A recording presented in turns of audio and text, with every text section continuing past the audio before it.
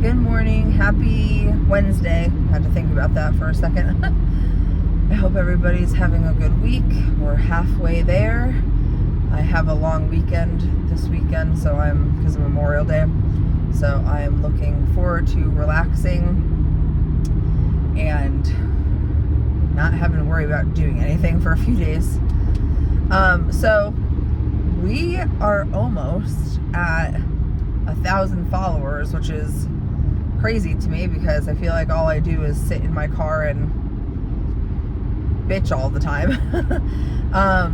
But I wanted to kind of like reintroduce myself to all of our new friends here, and just do like a quick little rundown of like who I am and why I do these videos. And I'm sure for people who have been here since the beginning, because I started kind of making videos again in January when I really seriously started my health journey.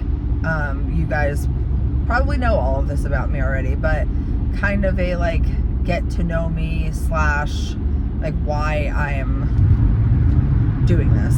So my name is Trisha. I am 30 years old. I have PCOS, type 2 diabetes, insulin resistance, anxiety, depression, all of those super fun things. And I have been overweight literally my entire life. Have always struggled with weight. I was diagnosed with PCOS when I was only in middle school, so extremely young. I have been on every type of diet you can imagine. And in 2017, I had gastric sleeve surgery when I reached my highest weight ever recorded of 321 pounds. So I am 5'1.5", and that half does count. So carrying around that much weight on such a short frame, not only is it super, super uncomfortable, but it's super, super dangerous. And I thought that I had reached my low at 321 pounds. I couldn't do anything, really. I was miserable. I was constantly out of breath. My back constantly hurt. I wasn't able to do things that a normal, early 20-year-old woman could do. I was letting myself go as far as hygiene, mentally, physically. I just was not in a good place. And I thought that was my rock bottom, which is why I decided to go ahead and get the gastric sleeve surgery. And to this day, I absolutely don't regret that decision, but I will tell you that I didn't take the prep work as seriously as I should have. And I unfortunately was a failed story for gastric sleeve surgery, for weight loss surgery, because over the course of the years, last year in 2023, I got back up to 306 pounds. I had lost about 98 pounds from 2017 to 2018. And I never dealt with the mental side of being obese. And because of that, I dealt with the consequences, which was gaining the weight back, losing myself again, getting out of control, and again, got back up to 306 pounds. Now, in those time frames, it's not like I wasn't trying at all to lose weight. I did go back to the clinic where I had my surgery done, and we tried drugs like phentermine. And if you don't know what phentermine is, it's another type of basically appetite suppressant, except it's equivalent to speed. It is a really dangerous drug to be on, actually.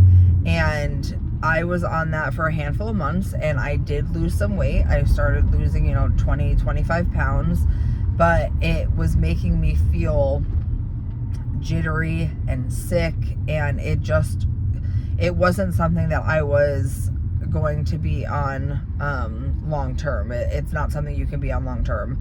It gave me heart palpitations. I really didn't enjoy it. And in that time frame, I still was not working on my mental health. And what I mean by that is let me put it to you guys this way. I would go to my nutrition appointment because with my insurance, it required a certain amount of nutrition appointments in order to get approved for the weight loss surgery, because they want to see that you're losing weight beforehand and that you're understanding, food, I guess, and what it's like to have a balanced diet and all of these things prior to your surgery. And unfortunately, the woman that I had for my nutritionist, or as my nutritionist, I'm sorry for that beeping, I'm trying to get over, as my nutritionist, was not a good fit for me, and she was not helpful. She might be helpful to other people, but for me, going in and just telling me, yep, you just got to stop eating that stuff, look at the menu before you go out, was not helpful. I needed a meal plan. I needed direction. I needed anything other than that. And so every time I would leave our appointments, I would automatically, on my way home, go to McDonald's. And I don't know if it was because I was stressed, if I was upset, or what it was, but I moved to food. And I had the mentality of, well, I'm not going to be able to do this after my surgery, so I'm going to get it all out of the way now. They call it like the last dinner syndrome, kind of. And basically that continued all the way up until surgery. And after my surgery, I did great. I felt like my head hunger was gone. My food addiction tendencies were gone. I wasn't struggling with food noise. I really thought that, oh, okay, this fixed me. And up until then, I didn't know how deeply rooted my food addiction was. And again, over time, gained a lot of my weight back. Now, going into adulthood and understanding my body more and understanding kind of what my triggers were and confronting trauma that happened to me in the past and kind of putting two and two together, I started taking GLP-1s like Victoza, Trulicity, Ozempic, and this was in the span of many, many years.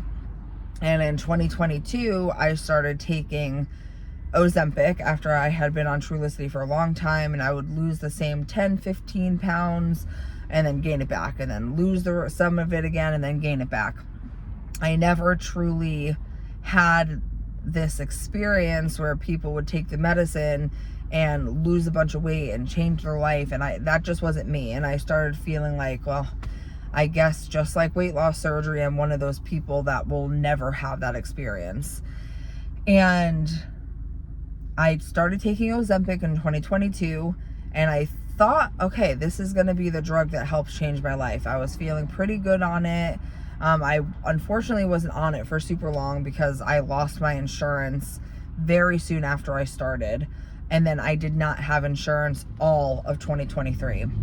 And 2023 was a exciting year for me because I got married in 2023, and although it was exciting, it was extremely stressful, and I put a lot of pressure on myself, and there was a lot of self-sabotage that came with all of that. You know, I had been, like I said, overweight my entire life, and here I am about to get married, and I'm back up to almost the highest weight I've ever been in my life. And I tried the dieting, I tried the exercising, I tried supplementing, I tried everything, and I just couldn't do it. I was doing it for all of the wrong reasons. And in January of 2024, I looked at myself in the mirror and I looked at my husband and I said, I don't want to be this person anymore. I'm 30 years old. We just got married. My dream is to have children. And I'm so unhappy with myself. I'm not living my life. I'm letting my life fly by me because I'm not comfortable in my skin. I don't want to go out with our friends. I don't want to take my dog for a walk. Physically feel like I can't. I'm just having such a hard time with everything. I know that my diabetes is out of control. My insulin was insane. It was coming out of my body everywhere in the form of dark spots, and I just felt so unhealthy. And so I set up an appointment with my PCP, and I really, in that moment, made my decision that the year of 2024 is going to be the year that I get myself healthy, that I get myself right, so that hopefully in 2025, my husband and I can start trying for a baby, because I know it's already going to be a little more difficult for me as someone who struggles with PCOS. And went to my doctor, had my A1C checked, and it was 8.8, and that is really high. And I had blood work done, and my triglycerides were high. My cholesterol, I believe, was a little bit raised. My liver was struggling.